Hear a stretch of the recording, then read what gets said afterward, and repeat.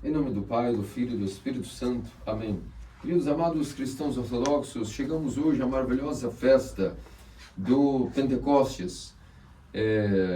50 dias após a Páscoa e 10 dias após a Ascensão, hoje celebramos o ápice, o pináculo daquilo que foi toda a promessa que nosso Senhor e Deus Salvador Jesus Cristo havia preparado e anunciado aos seus apóstolos. Mas não só isso, tudo aquilo que podemos resumir do que Adão, quando caiu do paraíso, foi prometido a ele que um dia o seu Salvador iria de sua descendência lhe fornecer novamente, e muito mais até, se cumpre no dia de hoje, a chamada festa de Pentecostes. Esta festa a igreja celebra 10 dias após a Ascensão, desde os primórdios do Antigo Testamento, os judeus tinham noções prévias de antemão do que significaria de fato essas maravilhas que estamos comemorando nessas últimas semanas. Se vocês prestarem bem atenção, até para que eu não me esquecesse a referência, eu anotei aqui, no Salmo 68, já se dizia algo muito profundo em relação o complemento das duas festas que estamos celebrando. E assim diz: Tu ascendestes ao alto, ó Senhor, levaste cativo o cativeiro, recebeste dons para os homens, e até para os rebeldes, para que o Senhor Deus habitasse entre eles. Essas figuras de linguagem, todas no Antigo Testamento, não são compreendidas, senão hoje, pelas explicações que os santos padres nos podem dar a respeito daquilo que é o projeto de salvação de Deus para o homem. Então, quando nós dizemos assim, observem: ó Senhor, tu que ascendestes aos céus. Naquele então, por mais que haviam esses registros, os judeus não tinham noção de como é que o Senhor, que é circunscrito, que o Espírito, o Senhor Deus, como isso de que ascendestes? Acaso ele desceu alguma vez? Para onde é que ele vai subir? Onde é que ele desceu? E não fazia sentido tudo isso. Isso só fez sentido primeiramente com a encarnação. Quando Cristo desce, significa o quê? Que sem deixar o seio do Pai, ele encarnou no seio da Virgem e se fez homem. Quando se diz que ele ascendeu, significa que, ainda que nunca deixou o seio do Pai, como nós vimos no domingo passado, e vimos na festa da Ascensão, na verdade ele voltou para o lugar do qual nunca havia deixado. Porque enquanto Deus e Santíssima Trindade, a segunda pessoa da Trindade, nunca havia deixado o seio do Pai. Mas enquanto homem, natureza humana, sendo portador de um corpo humano, ele ascendeu aos céus. Ou seja, sentou-se no trono da divindade da Trindade, inclusive com o corpo humano, vindo a deificar essa natureza humana a qual ele possuía. Então isso significa que ascendestes ao alto, ao Senhor. E depois diz: levaste cativo o cativeiro. Significaria essas palavras que jamais fariam sentido se nós também não entendêssemos o seguinte: o que ocorreu na festa da Ascensão. Quando dizemos que levou cativo o cativeiro, significa que nosso Senhor Jesus Cristo nos libertou.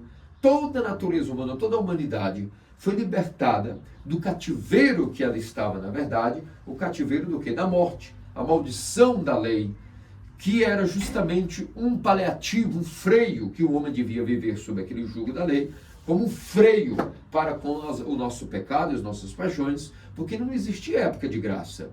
Época de graça é essa que estamos agora nos preparando para entender que tipo de época é essa. E então, quando se diz que levou cativo o cativeiro, ou seja, o cativeiro da morte, Cristo capturou e prendeu e derrotou o cativeiro da morte, da corrupção, do Hades.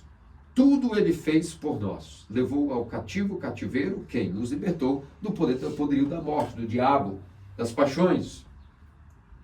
Agora, quando se diz que recebestes dons aos homens, outra coisa mais enigmática ficaria sem entendimento nenhum se não chegássemos agora justamente àquilo que é a festa de Pentecostes.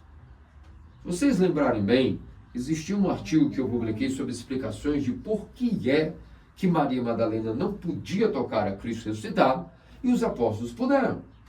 Em primeiro lugar, vocês devem se lembrar que nossos santos pais nos explicaram, especialmente Gregório Palamas, Círio de Alexandria e outros mais, de que, na verdade, os apóstolos podiam tocar, porque eles já haviam recebido, a graça do Espírito Santo. Então, o primeiro ponto aqui é entender o que isso vai significar mais tarde no Pentecostes, essas línguas de fogo que vão descer dos céus e invadir todo aquele ambiente onde eles estavam, aquele estrondo. E atentando-se ao fato de Maria Madalena não poder tocá-lo, significa então que ela não havia adquirido ainda a graça do Espírito Santo. Logo, se o Pentecostes apenas fosse receber o Espírito Santo, no sentido apenas como se prega no Ocidente, na verdade, nem os apóstolos poderiam antes ter tocado nosso Senhor Jesus Cristo, nem mesmo recebido a Eucaristia. Mas a verdade é que eles já haviam, na quinta-feira santa, recebido a Eucaristia, pois já haviam passado pelo batismo proforme com João Batista emergindo, submetendo nas águas, haviam recebido no dia da própria ressurreição aquilo que é o soprar do Espírito Santo. Se nosso Senhor Jesus Cristo não tivesse dado o Espírito Santo, ele não teria dito. E ele disse: paz a todos, a paz esteja convosco, recebei o Espírito Santo. Aquele a quem perdoados os pecados seriam perdoados, a quem retivesse seriam retidos. Se eles não tivessem recebido o Espírito Santo, não teria sentido o que o nosso Senhor disse, receber o Espírito Santo e soprou sobre eles. Ali, eles receberam toda a graça final do batismo neles, de maneira antecipada neles, porque eles eram privilegiados, eles foram os escolhidos, eles eram os apóstolos. Maria Madalena ou qualquer outro ser humano havia passado por isso? Não. Já Theotokos pôde tocá-lo, porque também sabemos que assim como ele foi o primeiro a ser visto no mundo por ela, assim que rompeu, assim que atravessou o seu véu, sem romper o selo de sua virgindade, como diz os padres, e o primeiro que a viu foi a sua mãe, é natural que assim que ele passasse, sem romper os selos do sepulcro, sem rolamento de pedra, sem rompimento de selos, quem é o primeiro ser humano que a veria? E o tocaria, inclusive, a própria sua mãe, a Theotokos. Ela precisaria receber o Espírito Santo? Não, porque toda a sua deificação foi antecipada no dia da própria anunciação, ou seja, quando ele encarnou nela, toda a obra dela foi feita de uma maneira especial, extracurricular. A sua deificação foi excepcional. Todos os outros seres humanos, com exceção dos discípulos, que receberam o Espírito Santo naquele então, estavam aguardando a vinda desse Espírito Santo, Paráclito Consolador, que todo o Antigo Testamento deixou subliminarmente avisado que viria, que isso significaria a promessa de Deus aos homens, que todos os evangelhos nos narraram de que Cristo estava ali, explicando gradativamente como viria essa promessa final, mas especialmente o evangelho de São João Teólogo é o que mais fala sobre os símbolos inerentes à graça de Deus e também à própria vinda do Espírito Santo, naquilo que é justamente o Consolador, o Confortador, o Espírito da verdade. Então Maria Madalena escutou, quando tentou tocá-lo: não me toques, porque as coisas não são como eram antes agora, Maria. Eis que ainda não subi ao meu Pai. Dizei aos varões da Galileia que me esperem lá, que irei encontrar eles, pois eu ressuscitei. E de fato ali se encontraram. Houve o soprado do Espírito Santo sobre os apóstolos naquele mesmo dia à noite. 8 dias depois voltou, mostrou suas chagas a Tomé, ficou com eles 40 dias explicando os mistérios de como seria a instituição da igreja como um todo, os treinou na performance da liturgia eucarística, os sedimentou mais ainda os ensinamentos os quais eles haviam escutado há naqueles 3 anos, revelou a eles todos os mistérios das Escrituras, e então chegou o momento onde ele ascendeu, despediu-se deles no 40º dia após a sua ressurreição. E os anjos disseram que não deveriam ficar tristes, porque uma hora viria aquele que foi prometido, o Consolador. Deveriam aguardar aquela promessa. E 10 dias depois, de fato, receberam aquilo que foi a promessa dada a Adão, e que no auge dos tempos, daquele estrondo, em forma até física de línguas de fogo, os apóstolos receberam um tal dom. A partir daí, nós não vimos ainda nenhuma possibilidade de como Maria Madalena e todos os outros se encaixariam para poderem serem permitidos tocarem a Cristo. E aqui temos que explicar claramente por que tecnicamente até falando, por que ninguém podia tocá-lo no seu discípulo e sua santa mãe.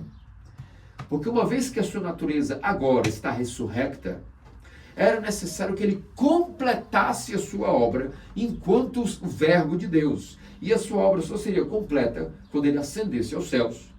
E o seu corpo ressurrecto agora, enquanto natureza humana, fosse deificado no trono da divindade. Quando esse corpo ressurrecto é deificado, agora, tudo que ele é, tudo que a sua obra foi finalizada em sua pessoa divina e humana uma vez, o Theotropos, o Deus-Homem, tudo que ele é por natureza, agora chegaria o momento de ele enviar o Paráclito para que outros fossem transformados nele pelo que ele era. Haveria sentido de enviar o Paráclito antes de ele terminar nele a obra dele? Não. Então, primeiramente, ele finalizou a obra de nossa salvação, fazendo a última coisa. O ato máximo de amor de Deus pela sua criatura, do incriado pela criatura, que é deificar a própria natureza humana. Todo o seu tecido, todos os seus nervos, toda a sua vontade, toda a sua memória, tudo foi deificado enquanto homem, porque uma vez como Deus, nunca deixou o seio do Pai, e era natural que ele também ascendesse com o seu corpo ao trono da divindade. Nisso, o papel da pessoa segunda da Trindade acabou em relação à nossa salvação. Quem iria agora continuar a obra da salvação?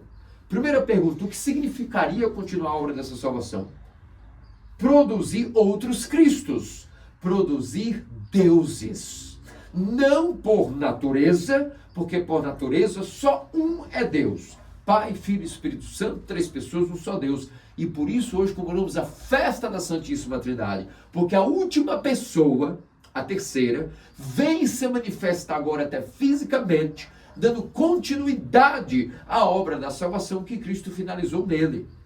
Então, como agora inicia-se a continuação da obra na terceira pessoa, porque tudo que o Pai tinha que cumprir, tudo que ele estabeleceu foi cumprido, tudo que o Filho cumpriu pelo que foi estabelecido pelo seu Pai, também foi cumprido, agora manifesta-se o mistério da Trindade, porque a terceira pessoa manifesta-se e vem continuar a obra de nossa salvação. O que significa o quê? O que mais falta? Falta agora uma fábrica de santos. Uma igreja, agora a partir do Pentecostes, que não produz santos não é igreja. E é por isso que toda igreja que não produz santos é uma falsa instituição, uma sinagoga de Satanás. E o critério, até para saber o que é ou não é um santo, tem que ser baseado nos critérios que a própria Igreja Santa, Católica, Apostólica, em uma só palavra ortodoxa, define como santidade, como deificação. Se os dogmas das outras doutrinas negam a deificação, então elas nem tampouco podem se chamar igrejas, porque não produzem santos. Porque o objetivo de uma igreja é deificar outros seres humanos. O que Deus é por natureza, outros serão fabricados agora pela graça. E essa graça é o que faltava.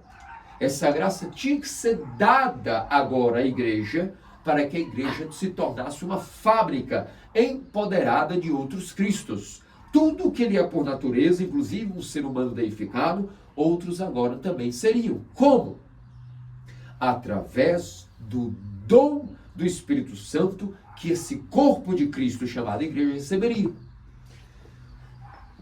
Uma vez que o corpo de Cristo, humano e divino, ascenderam e foram deificados, ele agora, aos seus membros todos, teria que comunicar essa mesma graça. Como que essa graça seria comunicada? Qual é a pessoa da Trindade que é responsável de comunicar a graça incriada de maneira extra-divina? Porque a Trindade, como nós já vimos no domingo de Gregório Palamas, ela tem uma só existência, mas essa existência ela tem 2 modos que operam. Um é a existência intradivina, onde existe 3 hipóstases, e elas estão inacessíveis realmente ao intelecto humano ou a qualquer ser criado, ou até qualquer menção cognitiva ou qualquer critério e conceito da razão. E até a própria criação. Isso é a vida intradivina, porque Deus é inacessível, é atemporal, é invisível, incognoscível. É o Deus absconditus, como já dizia Gregório o teólogo. No entanto, ele se faz o Deus revelatus, senão como é que a gente sabe? Se ele é tão inacessível, como é que a gente até saberia que ele existe? Se é Deus, está fora de qualquer conceito, está acima de qualquer existência, como é que o ser humano saberia que ele existe? Porque ele se revela. E ele se revela através de suas energias incriadas. entre o Pai, o Filho e o Espírito Santo um modo operante intradivino. Mas existe também um modo extradivino, onde as energias que fluem de sua essência também fluem para a criação, criando, santificando, estabelecendo, mantendo-a, tudo subside no verbo, na palavra, e essa palavra sustenta o universo através da força do Espírito. Porque toda a ação do Pai, realizada pelo Filho no Espírito, chama-se Santíssima Trindade.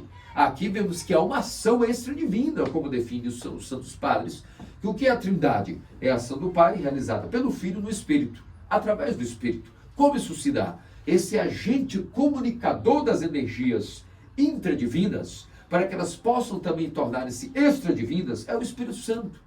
Então é natural que agora cumprisse a promessa que foi dada. Não te desesperes. Chegará um momento que tudo que tu perdeste, tu ganharás de novo, e até muito mais. Muito mais. Porque Adão no paraíso não estava deificado, estava entre a mortalidade e a imortalidade.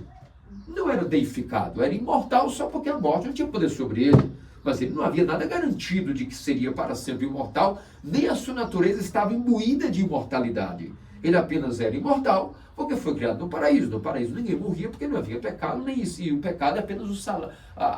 O pecado apenas exige salário quando alguém o comete, o salário dele é a morte. Só por esse sentido, mas a imortalidade, enquanto é participação nas energias eternas incriadas, isso aí vem agora para todo ser humano através de um dom que a igreja recebeu, o dom do Espírito Santo, o Paráclito Consolador. Não Maomé, como o Islã prega, que o que Cristo anunciou do Confortador seria o profeta. Não. A Escritura é clara que esse é o Espírito Santo Consolador, uma pessoa divina. Seria agora responsável de vir permear o corpo de Cristo, a igreja, com um dom, uma graça, um poder. Que poder foi esse que a igreja recebeu? Tornar-se por graça o que Deus é por natureza. O que Deus é por natureza? É onisciente, é onipotente, é tudo em todos e qualquer lugar, em todo tempo. É profeta, é curador, é realizador de milagres, é capaz de dar vista aos cegos, até fabricando órgãos, do nada, como nós vimos no livro Cego de Nascença. E a igreja recebeu esse dom, o dom de ser o que Deus é por natureza. A igreja, o seu corpo é pela graça. Esse é o dom do Espírito Santo, que até visivelmente veio em línguas de fogo para os discípulos, para os santos apóstolos. E eu vos pergunto, qual foi o pináculo desses dons? Recebeu o dom de profetizar, o dom de curar, até o dom de fabricar do nada coisas, até o dom de alterar a criação se necessário, como manipular o clima, como também fazer montanhas se moverem. Como os apóstolos já haviam feito montanhas pela graça que Deus havia dado a eles de maneira limitada, com um empréstimo antecipado do que seria a graça da igreja, Cristo deu poder aos 70, para que fossem de geração de vilarejo em vilarejo, da Galileia, da Judéia, e fossem anunciando a boa nova de 2 em 2. E eles podiam expulsar demônios, podiam mover montanhas.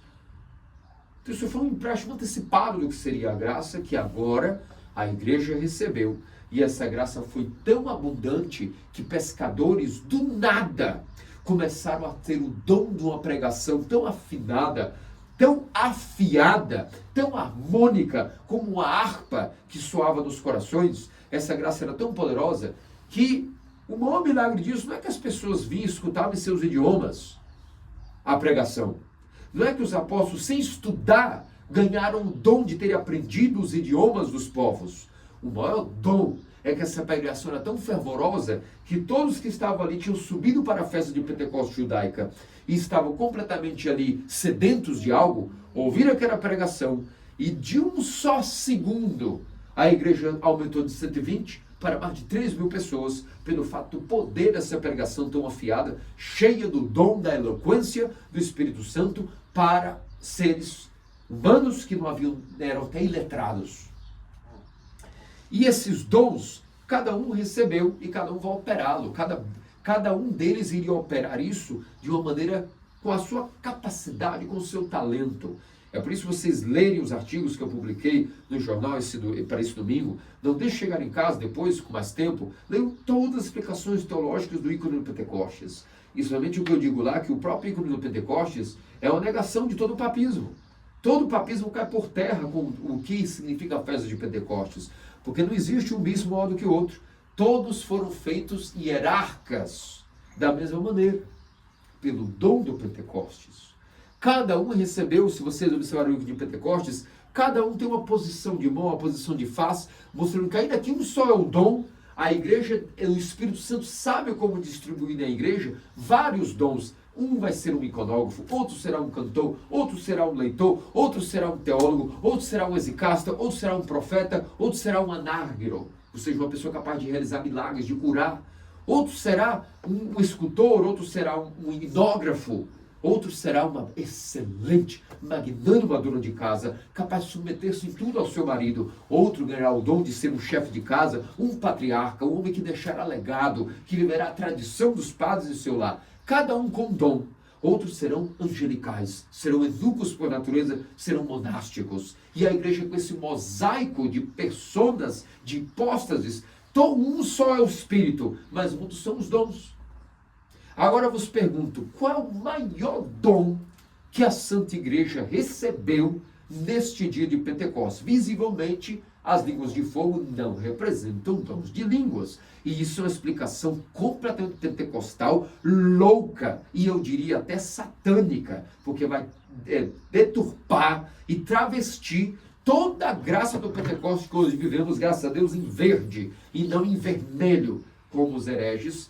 Deus nos perdoe, mas há que dizer a verdade do que doer. Hoje estão celebrando. Há tantos anos você sabe que coincide a Páscoa ortodoxa com a romana, e a cor do Pentecostes é vermelha entre os hereges. Nós mantemos o verde. Por que o verde? Já eu volto para dizer qual é o maior dom que a igreja pode ter recebido, e vou dar uns 30 segundos para que vocês pensem e me digam, cada um, o que vocês acham que é o maior dom que a igreja recebeu no dia de Pentecostes. Enquanto isso, uma pequena lacuna. Por que verde no Pentecostes? O verde é dedicado aos veneráveis padres, aos monges, como comemoramos os justos e os veneráveis. Mas por que a igreja está enfeitada, o solo jogado com folhas verdes, os ícones, tudo enfeitado com... Cada local pega a sua vegetação local e está enfeitando com o máximo que pode de ramos verdes. Por quê? Inclusive não fica bem no Pentecostes encomendar buquês ou coisas assim fabricadas nas floriculturas. Há que colocar coisas vivas, coisas que foram colhidas ontem, coisas que estavam cheias de seiva. Por quê? Para simbolizar justamente de que assim como o verde simboliza a seiva da vida no reino vegetal, tudo que é verde é porque tem vida, está com a seiva da vida, com a seiva elaborada, não é? Que vem, sai das raízes, vai para as folhas, recebe clorofila, faz a síntese de nutrientes e minerais, dando vida para a cadeia alimentar, para que herbívoros em massa possam se alimentar para nós, os seus rúmens e seus estômagos e suas mitocôndrias, minerais, proteínas, todo tipo de enzimas que dão vida ao ser humano no final. Como é que nós temos vida como um todo na vida espiritual? Através da graça do Espírito Santo. Não há como o homem se preencher. É impossível o homem se preencher nesta vida se não for com a graça do Espírito Santo. Coisa que Adão perdeu no paraíso. E aí nós vamos entendendo porque que todos nós, filhos de Adão, temos uma vida problemática. Aí os nossos problemas não é nada. Não é dinheiro, não é fama, não é poder, não é estudo, não é pobreza, não é nada. A depressão existe como um todo na humanidade pela falta da graça do Espírito Santo, vazio que existe na alma do homem. Quando ele, uma vez que Adão caiu, todos nós nascemos e vivemos sem a graça do Espírito Santo até que ocorreu esta maravilhosa festa, a festa da Santíssima Trindade, que os eslavos chamam Troitsa, que estão comemorando hoje suas capelas, suas catedrais, dedicadas à Santíssima Trindade. Onde a obra final de sua nossa salvação chegou ao seu pináculo, ao seu ápice. Tudo que Deus é, inclusive enquanto homem, deificado por natureza, todos podem se tornar agora por graça, como nós já veremos. Agora voltando, vocês querem chutar, têm noção de entre os dons de cura, profecia, milagres, ressurreição dos mortos, seja o que vocês quiserem nomear como dons, de interpretar línguas, de aprender idiomas sem ter estudado, de escutar e interpretar outros idiomas num ambiente onde ninguém saberia aquele idioma, todas essas maravilhosas coisas. Qual o maior dom que a Igreja Ortodoxa recebeu no dia de hoje? Alguém sabe? Alguém quer dizer? Joana, Elizabeth, José, Dionísio. Qual foi o maior dom que a igreja recebeu no dia de hoje? Recebeu as línguas de fogo visíveis até, simbolizam a graça do Espírito Santo como um todo. E os seus respectivos dons, todos eles. Qual é o maior dos dons? Querem chutar, irmão José? Joana? Não foi de perdoar os pecados? Quase, mas isso vem através de quê? Existe um outro dom. O arrependimento. Como é que se dá o perdão dos pecados? Existe um dom a isso, mas que está maior que todos os dons, que nos dá a capacidade dos pecados serem perdoados. Entre outras coisas mais. Alguma ideia? Sacerdócio. Aí está. O maior dom que a igreja recebeu no Pentecostes não é que a igreja nasce no dia de Pentecostes, como pregam os teólogos modernos. Falso. A igreja foi criada quando? Quando é que a igreja foi criada? Quando o primeiro ser foi criado para adorar a Deus, aí nasce a igreja. Quando o primeiro anjo foi criado para venerar e adorar e reconhecer que existe um ser eterno, aí nasceu a igreja. Ou Abraão, por acaso, viveu fora da igreja? Alguns vão dizer que sim. Tem cabimento uma coisa dessa? Adão, por acaso, estava fora da igreja? Eva, seus filhos, Sete, Enós, Noé, a arca. Acaso viviam alienados da igreja? Não. Toda ali a igreja já existia. Na comunhão dos santos, na comunhão dos anjos e daqueles que são fiéis a Deus durante a nossa passagem terrena desse breve tempo. Esse time-lapse chamado mundo cronologicamente falando. Agora, a igreja não nasce com o Pentecostes. A igreja recebe o dom do Espírito Santo no Pentecostes, sendo o maior dos dons, e somente através desse dom maior, todos os outros podem funcionar e serem dados e distribuídos. O que aconteceu com os apóstolos? Quando as línguas de fogo desceram sobre suas cabeças, eles foram elevados ao grau de hierarcas. Se tornaram, portanto, sumos sacerdotes, não levitas, mas apostólicos. A graça do Espírito Santo opera, número 1, acima de qualquer coisa, em todos os tempos, em todo lugar. Por isso a igreja katholos. Tudo, em todos, em qualquer lugar, sabendo tudo sobre todos, de qualquer tema, em todos os tempos e em todo lugar. Igreja católica significa isso. Isso significa igreja católica, não é igreja de um lugar, de uma geografia específica, ou de metade de um hemisfério, ou metade de um ocidente ou oriente. Nada disso. A igreja se tornou capaz de ser católica porque ela recebeu o dom do Espírito Santo, que deu aos 12 a elevação ao grau de hierarcas. Essa é a primeira coisa que o Pentecostes realizou. A partir de então, do dom do sacerdócio apostólico, esses homens não é que eram pescadores e ganharam dons de falar idiomas. Muito mais, não ganharam sua eloquência. Sua inteligência foi transformada como a inteligência de todos os bispos, de todos os padres, de todos os tempos. Ela é transformada a algo aí que nós somos elevados, os padres, a um grau, o grau da ordem. Esse mistério, aqui está a definição de Pentecostes. O corpo de Cristo, a noiva, seu corpo, ganhou a graça de executar, de performar mistérios. Entendem a diferença abissal da comemoração do Pentecostes com o Ocidente? Não é celebrar labaredas de fogo, não é folias do divino. Não é isso que se faz ao celebrar o Pentecostes. A celebração do Pentecostes é a submissão total de um império até, O império inteiro foi subjugado, conquistado e submetido não pela força, não por exército, não por força bélica. Através do Pentecostes, o império inteiro caiu e subjugou e foi conquistado por 12 pescadores sapientíssimos, como cantamos no tropário do Pentecostes. E o império caiu diante de 12 que nunca haviam estudado nada. Por quê? Porque eles ganharam a graça de performar mistérios. Então o maior dom que a igreja ganhou foi o dom agora que ela tem de executar, liturgizar mistérios. O maior deles, a Eucaristia. O começo de todos eles, o batismo, no qual temos o dom da remissão dos pecados, da participação na morte e na ressurreição e na ascensão de Cristo. Já começa ali. Tudo que Cristo é por natureza, ele agora com a igreja pode fabricar, por graça, outros cristos e outros deuses. Não sabeis que vós sois deuses? Então a igreja, como ganha agora o dom do sacerdócio, os apóstolos foram elevados a hierarcas, e que podendo ordenar bispos e padres de geração em geração. E todo esse sacerdócio que é o dom do Pentecostes significa isso. O dom do Pentecostes é o dom que a igreja ganhou do sacerdócio apostólico. E em um resumo, o que é o sacerdócio? A capacidade que a igreja tem de performar mistérios. O primeiro deles, o batismo. No batismo, um ser humano pecador participa plenamente nas energias divinas. Como? Através do mistério do Jordão. Uma alma participa da morte, da paixão, morte, ressurreição e deificação de Cristo. Como? No crisma. Assim que batizou-se, participação de sua morte e ressurreição, o Pentecostes nela, essa capacidade de ela ser ascendida ao céu e deificada, vem no crisma.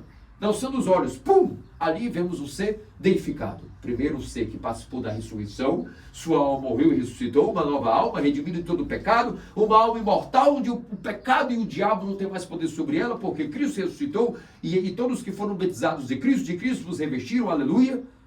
Por isso que nós cantamos hoje não trisságio convencional, cantamos no trisságio vinde, vós que fostes batizados em Cristo vos revestistes. Por quê? Essa estiqueira batismal.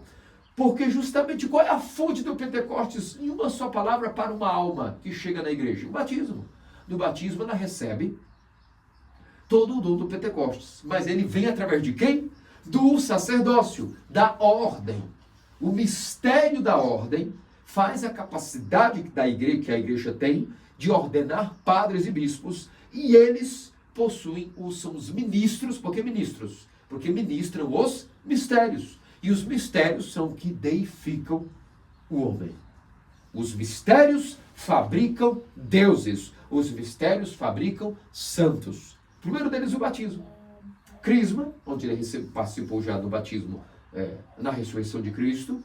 No crisma, na ascensão. E depois, para concluir toda a deificação, a graça sobre graça, como diz o Serafim, é dada a comunhão. E isso pode se repetir todo dia ou toda semana, tanto quanto vocês queiram vir para a liturgia e participarem disso sempre. Porque enquanto o copo está vazio, as paixões enchem o copo. Quando o copo vai sendo preenchido pelas virtudes, pela graça do Espírito Santo, pelo poder do Pentecostes, o pecado vai tendo menos espaço para triunfar, para se desenvolver. E depois ele já não tem, e está tão espremido, que se a gente tudo desse certo e a gente não cometesse os nossos deslizes, haveria tanta graça no coração que não haveria mais espaço para o pecado, como é o caso dos santos. O demônio lança flechas de paixão, mas o coração deles está tão cheio da graça, da aquisição do Espírito Santo, que como uma mola amortecida, vem a seta da paixão e volta para o demônio, como tortura, aquela paixão que eles agoniadamente, e agonia em tortura psíquica, precisam fazer o ser humano pecar. Aí chegam no ser humano filho de Adão, jogam o pecado, e o pecado, na verdade, não tem efeito. Então isso volta para eles como uma tortura psicológica terrível. Por isso que os santos venceram o mundo em Cristo. Já nós que somos os lutadores, nosso coração tem graça, mas também ainda não está todo cheio de graça. O que entra? Infelizmente, o pecado. Tem espaço ainda vazio. E quanto mais nós vamos lutando pela deificação, pela aquisição da graça do Espírito Santo, dada à igreja, no Pentecostes, através do dom do sacerdócio, mais pecados são perdoados, mais o coração é limpo daquilo que tinha, sai o pecado. Está vazio de novo, certa parte, outra parte com graça. Temos que ir rápido pôr mais graça, antes que entre mais pecado. E essa guerra é a nossa guerra. Aqui resume-se por que é necessária a vida ascética. Só por isso. Não é para ser bonito, não é para ser magro, não é para levitar, não é para dizer que jejua, não é para dizer que virou teólogo, que sabe discernir sobre os padres. Tudo isso é besteira. Eu até sugeriria, abandonem os padres, no sentido de ficar apegado a esse estudo teológico. Mas dediquem-se às lágrimas, à compulsão, a limpar o interior do copo que está sujo, espaço vazio de novo. Mais graça, e mais graça. Como que isso é possível? É possível fazer isso sem ter contato com o sacerdócio? É possível fazer isso sem um pai espiritual? É possível sobreviver, adquirir qualquer gota de graça sem estar submetido a um sacerdote? É impossível. Ninguém captura, como diz os protestantes, graça e santidade no ar. Deus tem um corpo delimitado e circunscrito e dele vem a graça, porque ele recebeu esse corpo no Pentecostes. Esse corpo, recebeu essa graça no Pentecostes. E esse corpo agora deificado, a natureza, genericamente falando, humana, deificada na pessoa de Cristo, e sua natureza, a natureza humana agora, de maneira genérica, está deificada. Mas individualmente, cada indivíduo pode participar dessa deificação através do dom do sacerdócio, porque o sacerdote é o ministrador de mistérios, e os mistérios dão ao homem a plena participação do que São Pedro diz, sejamos partícipes das energias divinas. Então a coisa não é tão complicada quanto parece, é só vir à igreja e deixar que a graça dela, como esponja orvalhada, possa estar sempre borrifando em nós as gotas de sua graça, e submeter-se inteiramente ao ciclo da igreja, aos seus mistérios, aos seus dons, ao sacerdócio que ministra o batismo, mas ministra sempre a confissão. E sempre a confissão pode renovar o nosso estado paradisíaco batismal. E depois disso, a gente pode sempre completar e aumentar e levar à plenitude a nossa edificação com os santos dons. Deu algum probleminha? De novo confessa, de novo comum. E será assim até o fim. Isso é o movimento de um cristão na igreja após o Pentecostes. Que grande maravilha, por isso essa é uma grande festividade. Aqui nós encerramos o Pentecostarion, esse livro imenso e grossíssimo que lemos desde do dia de Páscoa até o dia de hoje. E se alguém marcou compromisso após a liturgia hoje, lembre-se, hoje não é dia de ir embora da capela. O que se faz hoje após a liturgia, que nós chamamos as famosíssimas e poderosas vésperas do Pentecostes? As vésperas genuflexas se chama. Alguém tem ideia do que se faz? Lembra-se que nós iniciamos ali o Domingo do Perdão e logo não ir embora. Fique aqui conosco porque tem o rito do perdão. Como é que a gente vai iniciar esse período de graça turbulenta, sem participar das vésperas do perdão? Como é que nós vamos, tudo isso que nós demos aquele pontapé naquele dia, beijando uns aos outros, hoje é que nós estamos colhendo todos esses frutos. Cada domingo foi maravilhoso conviver com vocês o período pentecostarion. Mas agora vamos ao que interessa. Depois de 50 dias, é a primeira vez que nós vamos ajoelhar hoje. Daqui a pouquinho depois da liturgia, depois de um almoço festivo, depois de comes e bebes maravilhosos. Porque hoje a festa requer isso. É o nosso ciclo. Como nós vamos adquirir o Espírito Santo, nós participamos do ciclo. O que se faz a primeira vez que vamos fazer genuflexão desde a Páscoa é hoje. O que nós vamos fazer? O que eu vou fazer aqui virado para vocês em intercessão por vocês? O que vocês vão receber se estão aqui comigo, junto comigo? O que em toda a Igreja Universal Católica, todos os lugares onde existe bispo e sacerdote, hoje os fiéis recebem algo, um presente, um desembrulhado. Tudo que Cristo guardou para ele desembrulha para vocês, através do Pentecostes, não só naquele dia, como toda a liturgia, como toda a Eucaristia, o ápice dos mistérios é a Eucaristia, tudo bem, mas hoje é um dia especial. Como se fosse, novamente, como disse o Serafim, graça sobre graça, sobre mais graça, sobre mais graça, sobre mais graça, sobre mais graça, e essa igreja ortodoxa nos difere das seitas. É graça sobre graça, sobre graça, sobre graça, graça, graça, poder, energia. O que é que vai ser feito nas vésperas genuflexas? o sacerdote, durante o que normalmente ele faz, as 7 orações da luz, secretas numa véspera comum, hoje elas serão públicas, serão de joelhos, voltadas para vocês, invocando a suprema graça do Espírito Santo, que assim como desceu os apóstolos naquele dia, hoje, através do poder que me foi conferido como sacerdote, vocês também recebam tanto quanto cada um pode aguentar. E isso são maravilhosa festividade que as pessoas, eu lembro muito bem, quando já frequentei catedrais de rito eslavo e tudo, as pessoas, em vez de entender isso com o coração, mal acaba a liturgia, eu lembro das fofoquinhas. Está muito cansativo, já é longo, imagina essas vésperas longas, meu Deus. Ou seja, esse é o ser humano do século XX.